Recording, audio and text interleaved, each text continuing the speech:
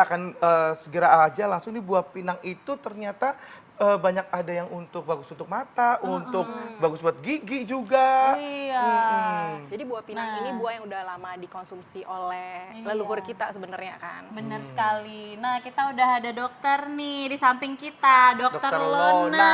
spesialis farmakologi. Nah, Kak Indra, ini ada pertanyaan nih, ada fakta mitos yang beredar di masyarakat, yaitu minum air rebusan buah pinang dapat menghentikan pendarahan, fakta atau mitos? Nah, kalau itu masih mitos ya. Masih mitos. Jadi memang sudah ada penelitian pada hewan coba yang menunjukkan bahwa si pinang ini memiliki efek hemostatik, artinya dapat menghentikan perdarahan.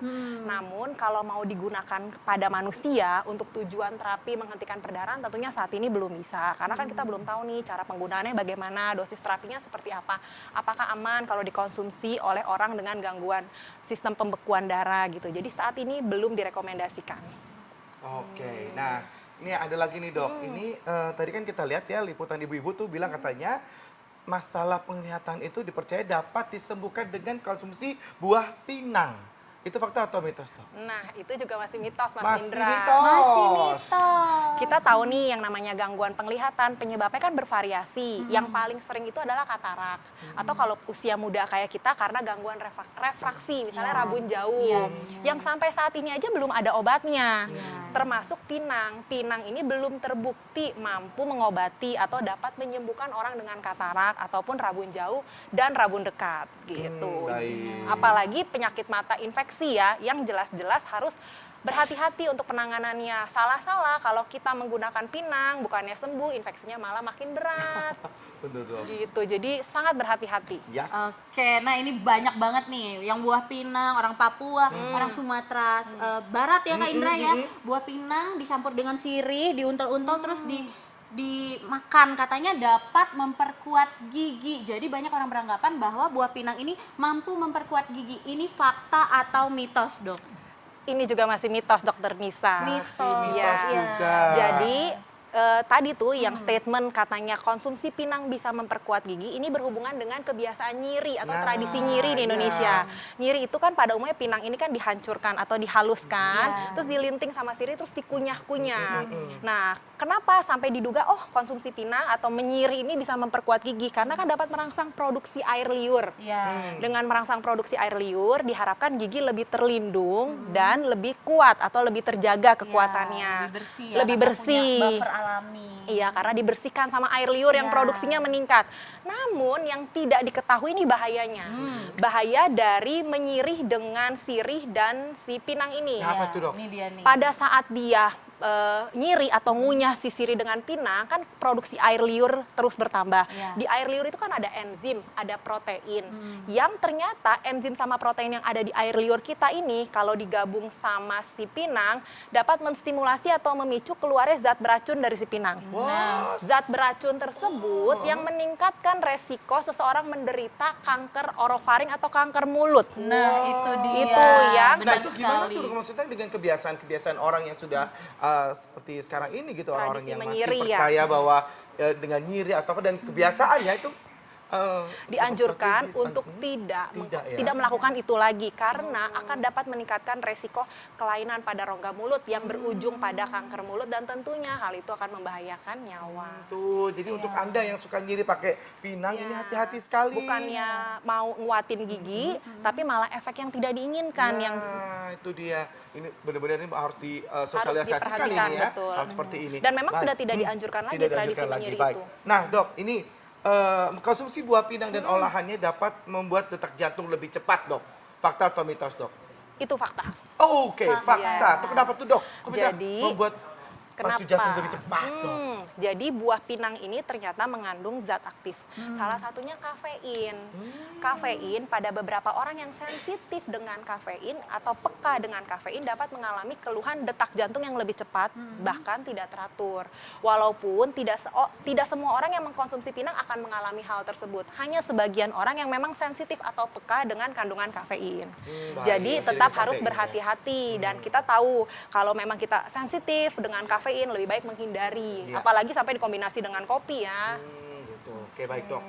Nah, ini ada lagi nih dok, orang beranggapan nih katanya ya, luka sembuh dengan olesan buah pinang yang sudah dihancurkan. Nah, ini fakta atau mitos? Nah, ini juga mitos tentunya. Mitos. Memang nih, Dok, pinang ini memiliki kandungan bahan aktif atau senyawa yang memiliki manfaat antibakteri, antivirus. Tetapi kalau kita mau oleskan di luka, tentunya harus sangat berhati-hati. Luka itu kan biasanya infeksi penyebabnya ya. Ya.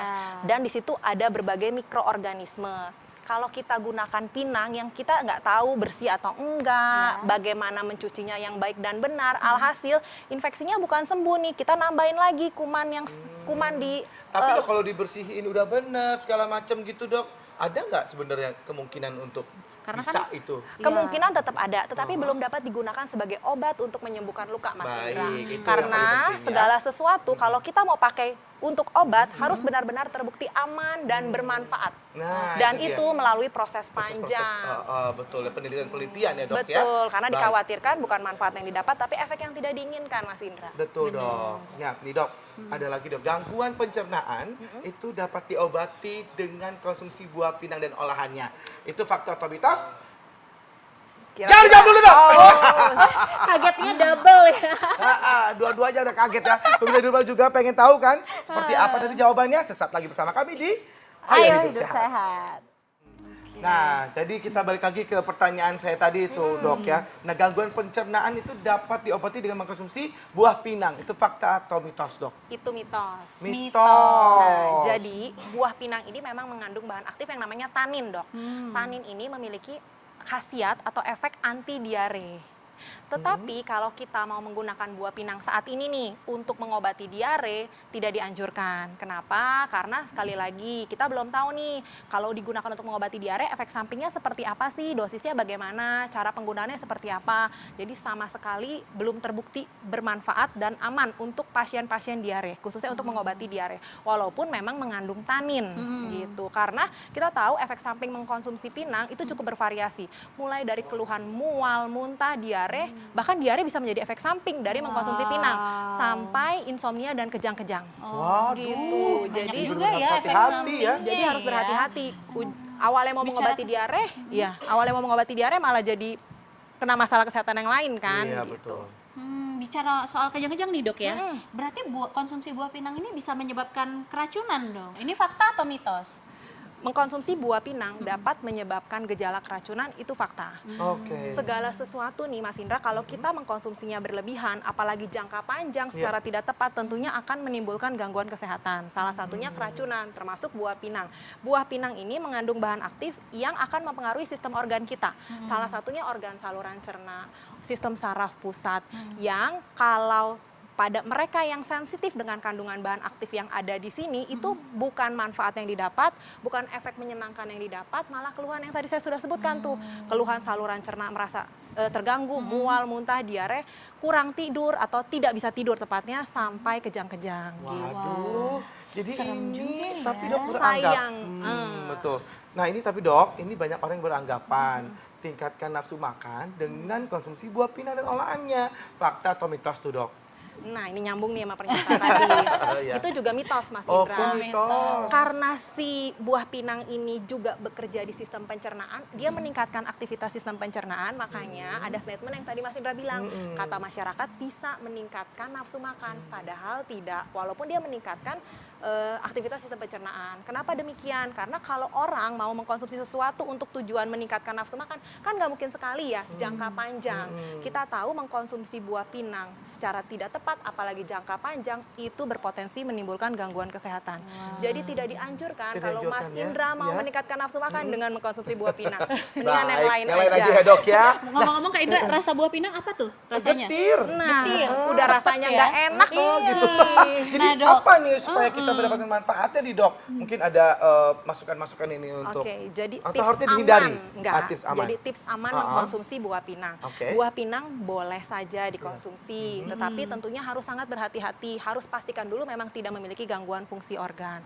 Tapi kalau untuk ibu hamil, wanita menyusui, anak-anak tidak dianjurkan mengkonsumsi buah pinang. Terus yang penting nih, orang mengkonsumsi buah pinang pada umumnya untuk meningkatkan stamina atau energi. Iya.